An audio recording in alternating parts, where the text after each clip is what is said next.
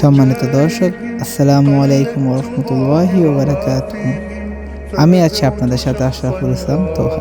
সম্মানিত দর্শক, আজকে চলে আসলাম সুলতান সালাউদ্দিন আইয়ুবী রহমতুল্লাহ আলাইহির কেল্লা পরিদর্শন করার জন্য, যা মিশর কায়রোতে অবস্থিত। সুলতান সালাউদ্দিন আইয়ুবী ছিলেন এমন এক শাসক যিনি ফিলিস্তিন সর্বশেষ জয় করেছিলেন।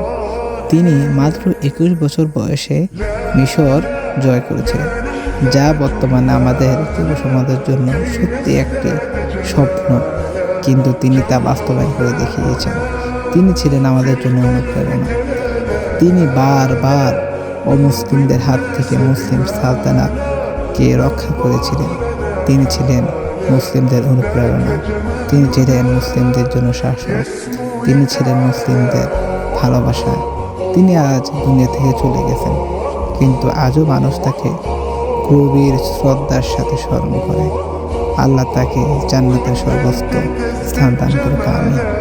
সম্মানিত দর্শক, আমাদের মুসলিমদের গৌরবের একটি ইতিহাস রয়েছে, আর এই ইতিহাসকে ধরে রাখতে হলে আমাদের প্রত্যেককে সত্য এবং সঠিক পথ থেকে বেছে নিতে হবে।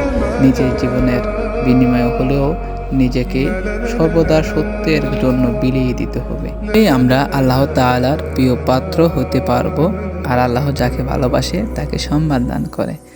আজ এই পর্যন্তই, ভালো থাকবে।